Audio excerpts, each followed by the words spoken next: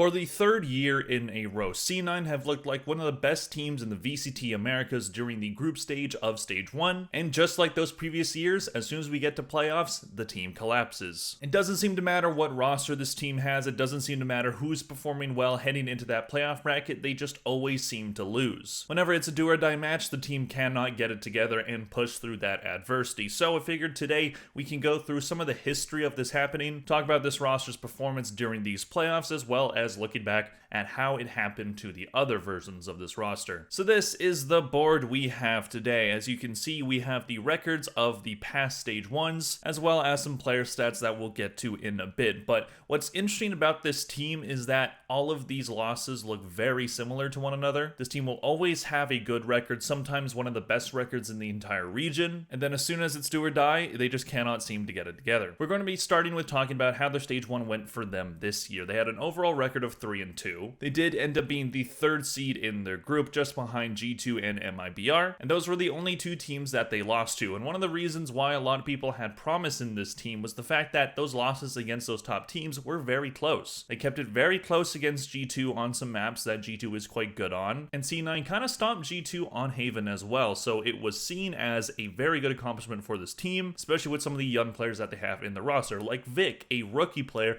who has looked fantastic during that group stage. So their overall record, as I said, was 3-2. Only 2 losses, but again, very close losses. In terms of maps, they were 8-5. In terms of round differential, they had a +33, which was one of the best in the entire region. But then, of course, in playoffs, they start by facing off against Sentinels, a team that a lot of people were saying weren't as good as C9, despite the fact that Sentinels did have a better record. They had a 4-1 record, but the argument for C9 was the fact that they were up against harder opponents, whereas Sentinels were beating some lower caliber teams like 2G. However, heading into that match, I did pick Sentinels to win that one because A, I did think that they were the better team, and what concerned me about C9 was not only the fact that they usually choke in playoffs, but also the fact that they haven't really beaten a good team all year. If you look at the record from kickoff all the way to the end of Stage 1, you'll see that the opponents that they did end up beating were pretty easy. Furia, Energy, Leviathan were the teams that they beat during the group stage, and none of them being particularly close or teams that were doing well before heading into that match. So I just thought that Sentinels are a team that knows how to handle these playoff situations, whereas C9 are definitely nervous. And yeah, they ended up losing that one. They did not win a single map. In my bracket, I didn't pick C9 to make it to Toronto, but I did pick them to at least place 4th. I thought that, yeah, they're probably not going to make it just because I don't know if I see them as a top 3 team, but they're at least going to have a decent run this time because they do have a pretty good team. I was saying throughout the group stage that I thought that this was the best version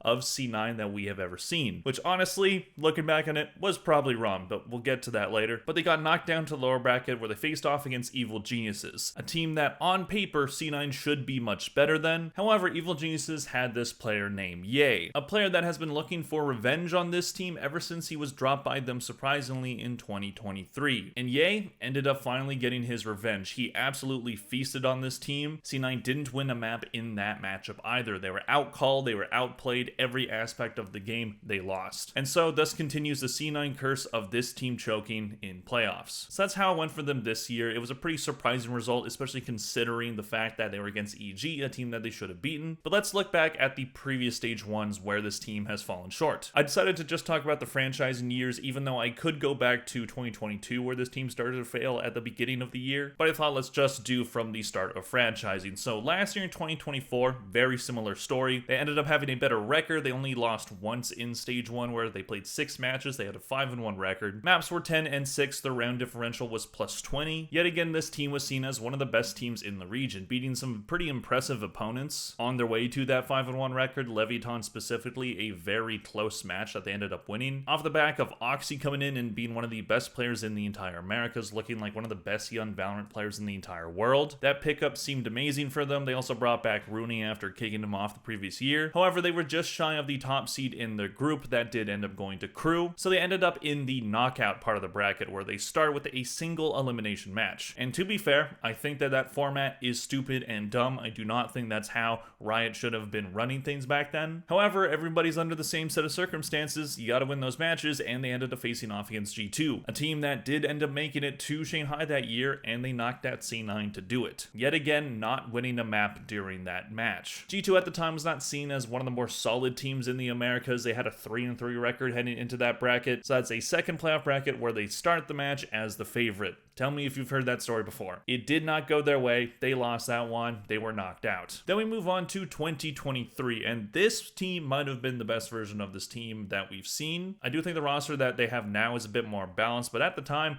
C9 looked incredible. After getting rid of both Ye and Vanity after the lock-in tournament, a move that shocked the Valorant world, making it seem like it was one of the craziest roster moves to ever happen. Ye had just previously come off of the best year that any player had ever had in 2022, winning a tournament, making it to Champs Grand Finals, being on Optic, one of the best teams that Valorant has ever seen. So C9 getting him was a big deal, and then it's said that they had role issues. It was probably mostly due to financials, if we're being completely honest. But that was the reasoning. Role issues. Chamber wasn't as good anymore, so he wasn't playing that character that often, and maybe they didn't like his duelist play enough and instead favored Leaf. So at the time, they had these two really good players in both Leaf and Ye, looked like a deadly combo, but for whatever reason, they ended up dropping Ye. So a lot of people weren't expecting them to be very good, and then they looked incredible. Only losing one match during that 9-game stage 1, at the time it was just called the America's regular season, but it's the same thing. They had an 8-1 record. Their maps were 17-4. They had a round differential of plus 70. So when you see these numbers like plus 33, plus 20, that is in a shorter amount of games. In general, with the more games you play, your round differential is going to get a little bit worse just because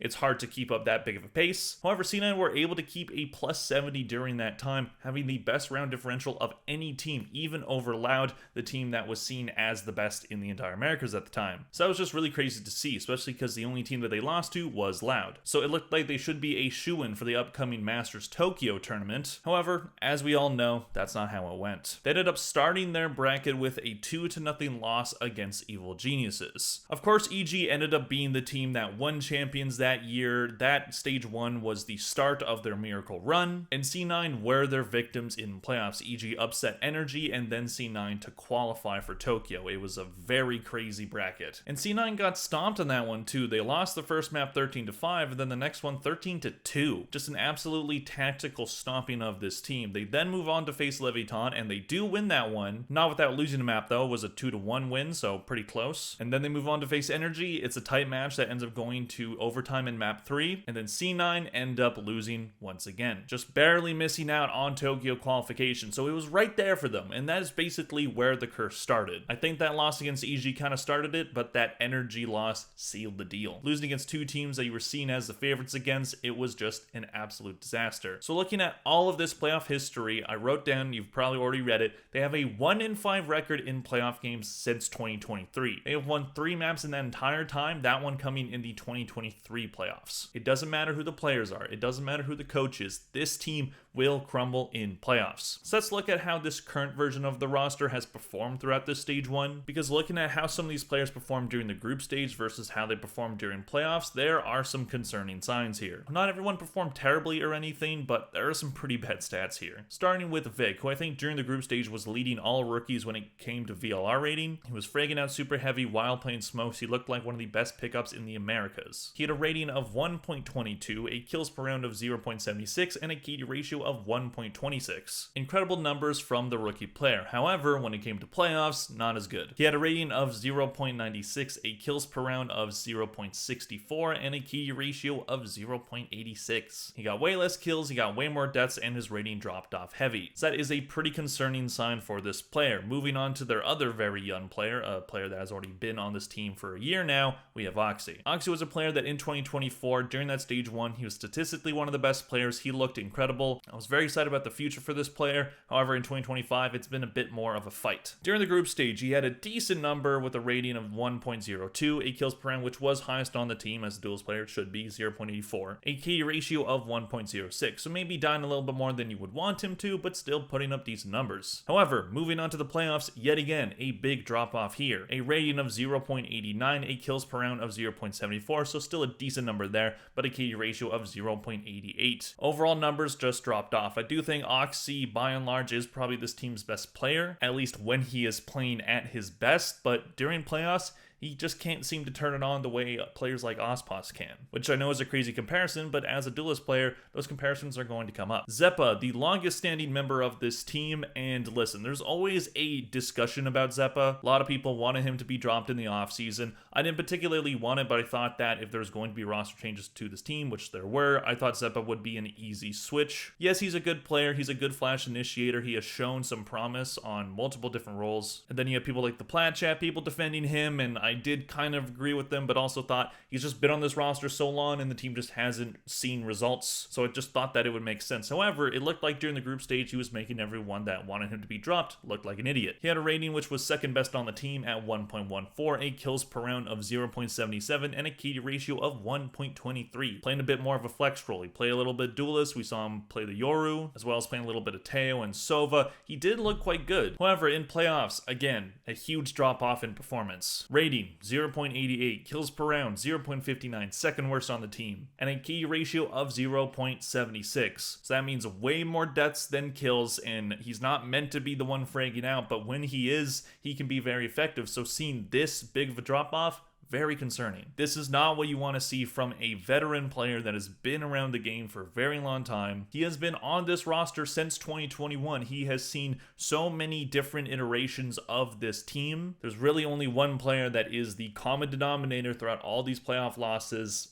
Unfortunately for him, it's Xeppaa. Moving on, we have Mitch, a player that was previously on C9, but then moved on to different teams. He eventually makes his way back after they dropped Rossi. And in group stage, he wasn't fantastic, but was putting up some pretty good numbers for an IGL. He had a rating of 0.95, 8 kills per round of 0.63, and a KD ratio of 0.90. However, unlike everybody else, he is the only one that had a better performance in playoffs than he did the group stage. He was absolutely clutch for them, making some of those maps look a lot closer than they should have been if it wasn't for him. He had a rating of 1.19, a kills per round of 0.74, improving 11 points, and a KD ratio of 1.11. As an IGL. That is some insane improvement in performance. He looked like the only player that was trying to get this team a playoff win. Everybody else was clearly nervous and didn't want what ended up happening to them to happen, but Mitch was just playing the game and he was doing it to a very effective level. Huge props to him. I think he's proved a lot of people wrong that doubted him when he came in place of Rossi. And then we have Net, a player that did end up having the worst stats out of any player, both in the group stage as well as the playoffs. In the group stage, he had a rating of 0.94, a kills per round of 0.63, and a KD ratio of exactly 1. So not great numbers, but decent numbers overall. However, we get to playoffs and it looks like Bucio and FNS had a kid. He had a rating of 0.61, a kills per round of 0.54, and a KD ratio of 0.64. I know Net is not supposed to be the player getting really high numbers in some of these stats. He's mainly their Sentinel player. I did want to see Net do well this year. He had to make his way through Tier 2 twice. First with the Guard, then he only played a handful of Tier 1 matches before being kicked off of G2. Goes to M80, they fall short in Ascension, but he still proves enough that he gets a spot in Tier 1 eventually after this team dropped Moose, but at this point he hasn't really proven that he's exactly an improvement. So that's everything I have to talk about today. I do think that this team does have a solid roster. If I were to make a roster move, I don't know what else I would do with this team aside from maybe move on from Xeppaa. Their IGLing is good enough with Mitch. I think when it comes to Oxy and Vic, you definitely keep those guys on. Oxy has been a bit inconsistent this year, but when he's on, he looks incredible. And maybe you could find a different Sentinel player than Net, but I don't really have a player off the top of my head that I would think would be like a massive improvement. So we'll see what they end up doing. Xenon as an org seems pretty trigger happy with roster moves. We'll see if they end up making one before stage 2, but typically what we see in stage 2 for them is a worse performance than stage 1, and then they lose in playoffs again. So we'll see what ends up happening there. Let me know in the comment section down below. What do you think of this team?